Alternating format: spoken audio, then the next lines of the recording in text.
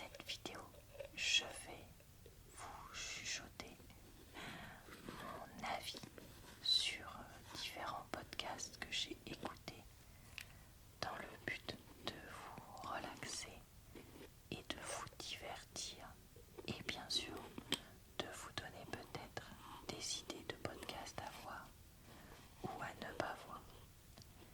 Je fais ce genre de vidéo vraiment assez souvent sur ma chaîne depuis 1 an, 2 ans, je sais plus.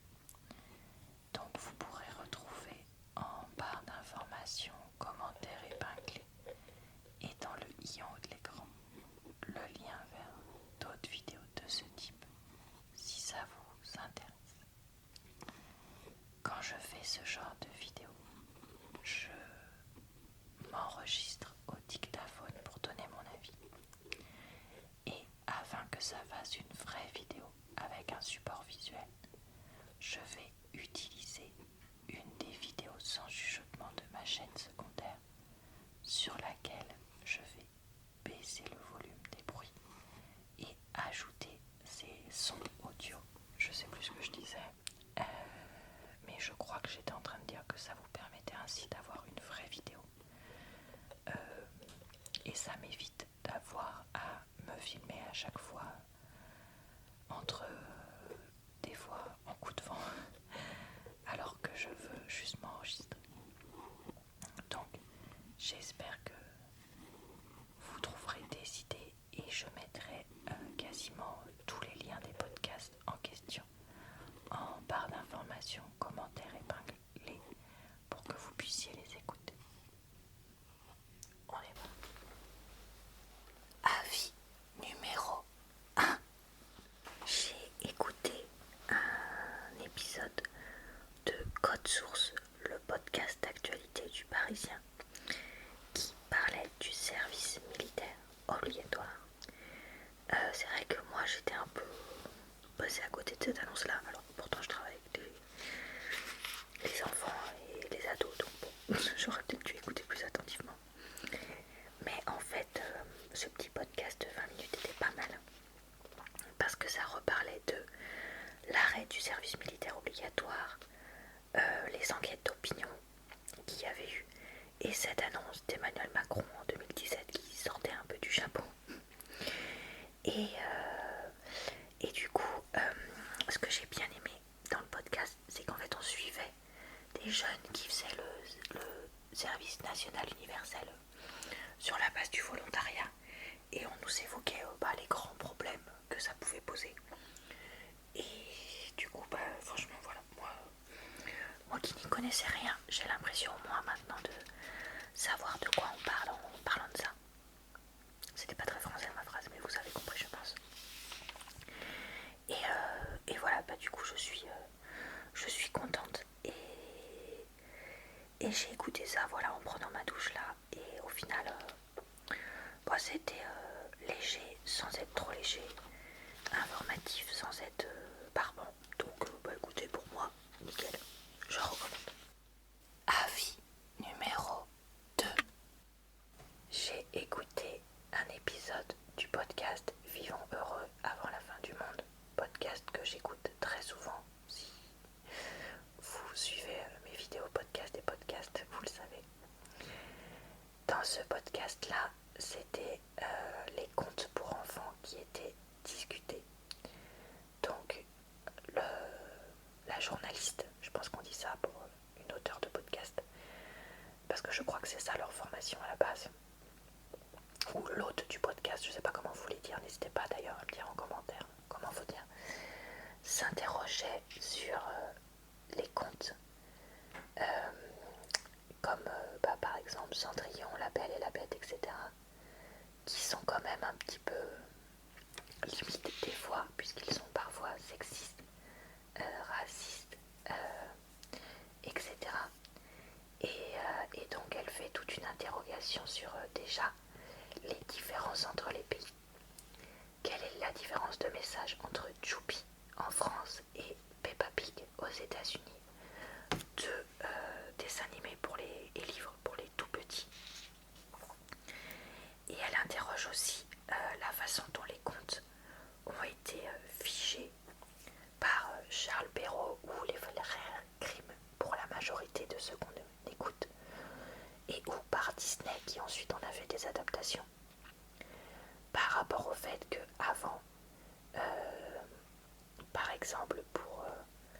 Cendrillon, il y avait de très nombreuses versions différentes, ou même La Belle et la Bête, parce qu'elle parle pas mal de La Belle et la Bête. Il y avait de très nombreuses versions différentes régionales, puisque les contes étaient transmis de façon orale, et du coup, chacun rajoutait peut-être son petit élément si il ou elle voulait, qui était parfois différent, donc selon les zones et ou les pays. Et que certains contes avaient été déjà écrits, notamment par des femmes, avant justement les frères Grimm et Charles Perrault, mais que malheureusement ces versions-là n'avaient pas toujours été gardées. Et elle s'interroge aussi sur faut-il du coup supprimer l'accès à ces versions-là problématiques ou pas, et sur comment en parler avec ses enfants. Donc je n'ai pas d'enfants, mais travaillant avec les enfants, cet épisode m'a vraiment énormément intéressée. Et puis de toute façon, la personne qui fait ce podcast est vraiment très très bien, donc voilà. Donc c'est un podcast que je vous conseille fortement si, comme moi, vous avez un boulot qui vous lie aux enfants, ou si vous-même avez des enfants, parce que je pense qu'il vous semblera très intéressant, et même en tant qu'adulte, même si vous n'avez pas les deux situations que je viens de citer, je pense que re-regarder La Belle et la Bête et réfléchir sur quels sont les messages cachés qu'il y a dedans pourrait aussi vous sembler fort intéressant. Avis numéro 3. J'ai écouté un nouvel épisode du podcast Le Complexe Rural, fait par la série LSD de France Culture. Et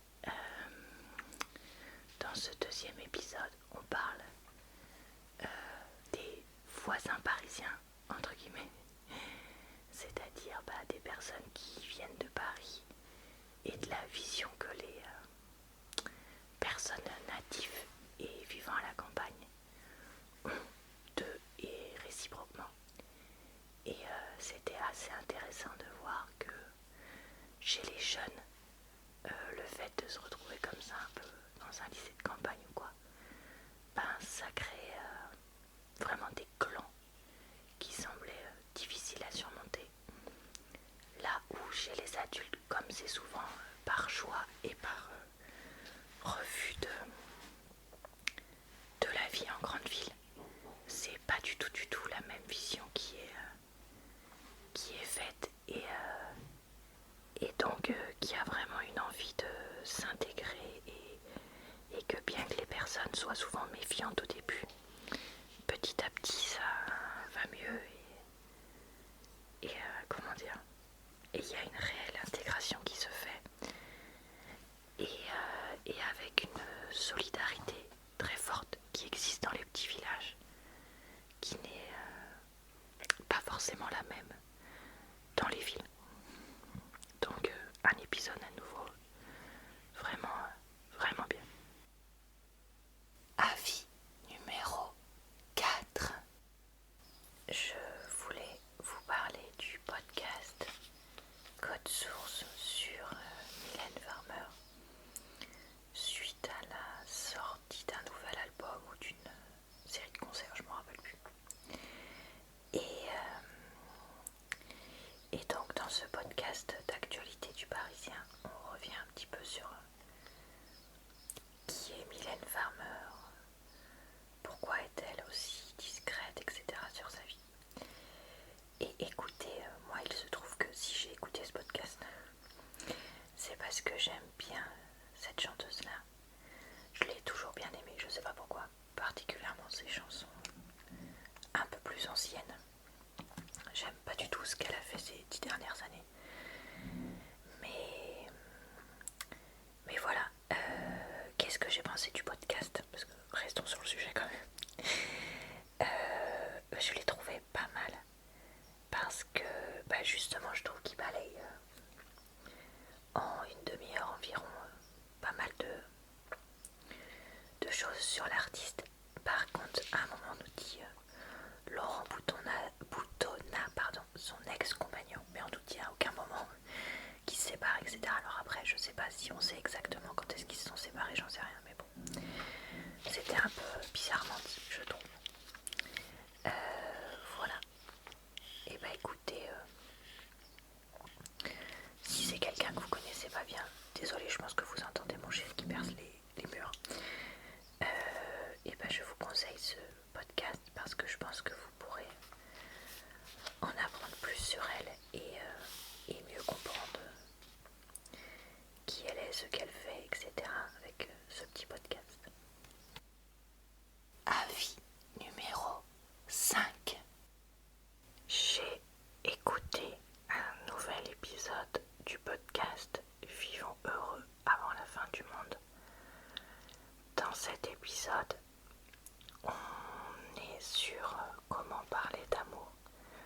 Donc en fait, l'auteur, la journaliste qui fait ce podcast se demande comment on peut parler d'amour dans un couple, puisque elle a bien vu que c'était quelque chose qui posait beaucoup de problèmes dans le couple.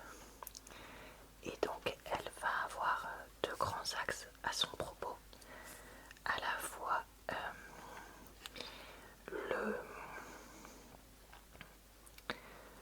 l'axe, comment dire, où elle demande à une linguiste un peu les mots à utiliser et tout ça, et que c'est assez intéressant. Et aussi un axe où elle avait été faire des reportages pour France Culture dans un centre de thérapie familiale et tout ça.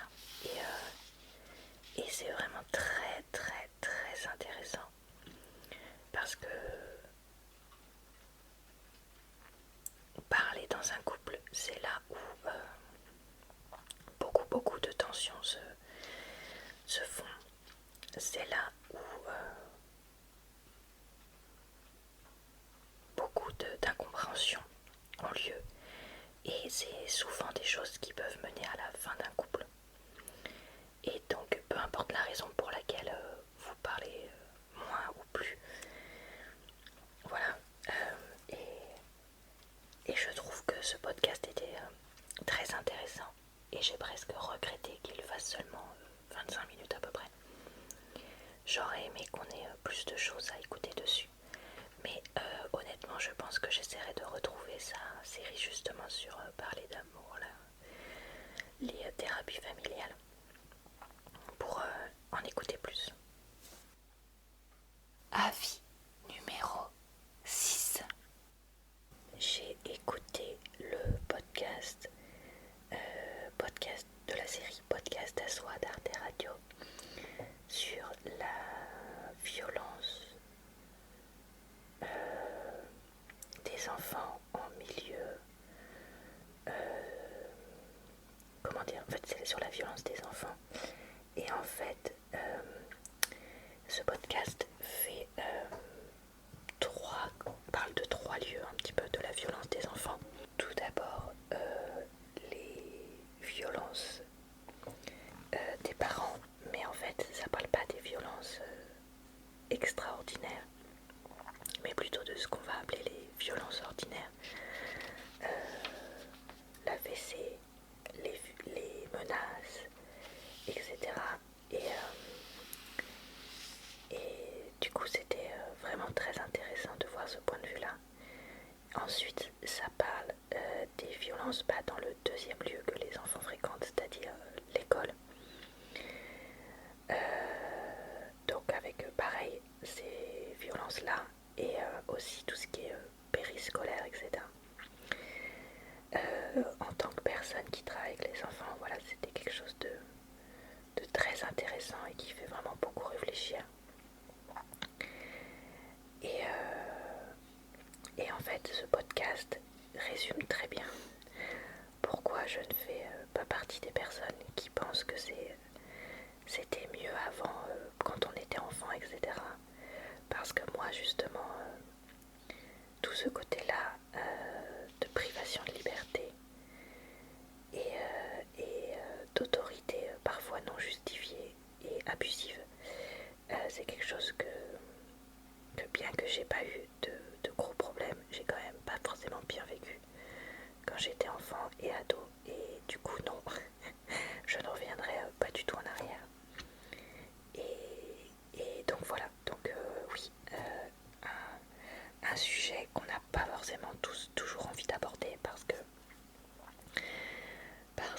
c'est un sujet sensible, mais qu'il faut aborder. Et du coup, je remercie vraiment la personne qui fait ce podcast de l'avoir abordé et de l'avoir dit. Et en fait, le message que je trouve très intéressant, c'est il faut travailler sur justement ce que nous-mêmes on a vécu en tant qu'enfant et adolescent pour pouvoir, que ce soit avec ses propres enfants ou dans le cadre de son travail pour ceux qui travaillent des enfants, ne pas les reproduire. Et ça, c'est vraiment quelque chose qui m'a énormément marqué quand j'ai écouté ce podcast et que j'ai envie d'évoquer avec ma psy, que je continue à voir moins souvent maintenant parce que j'en ai moins besoin, mais quand même de temps en temps.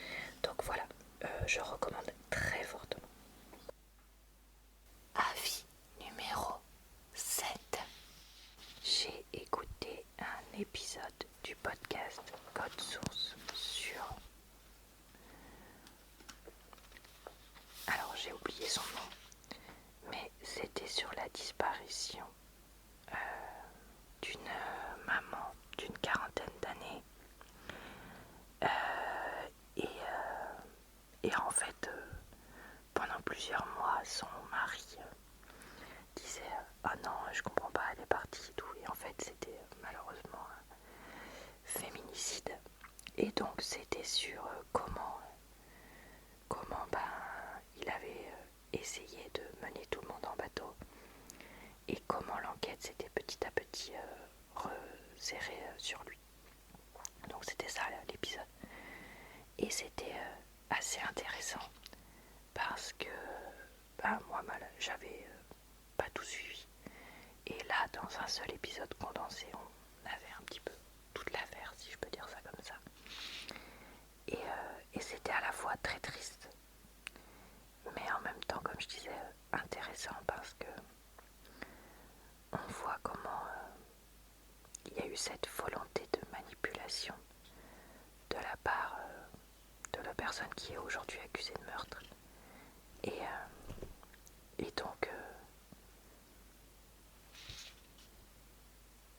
comment certains ou certaines font tout pour essayer de se protéger. Enfin, non, comment dire ça? Comment certains ou certaines... Oui, bah c'est ça, enfin, c'est pas se protéger, mais c'est plonge dans un espèce de mensonge. Enfin, je sais pas comment dire. Mais voilà, moi j'ai bien aimé cet épisode.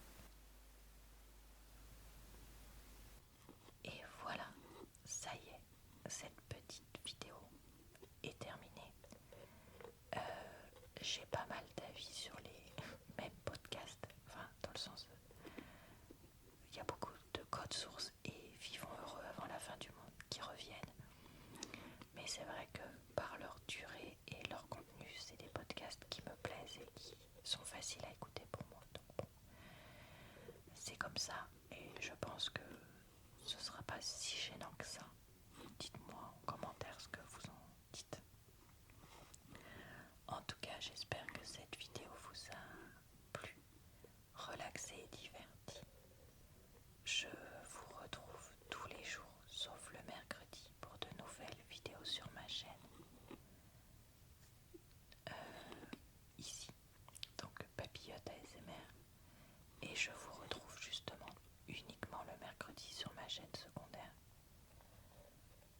Je vous souhaite donc une bonne soirée, une bonne nuit ou une bonne journée.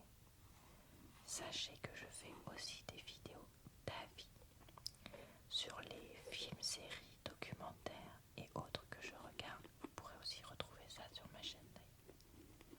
Je vous dis donc à très bientôt dans une prochaine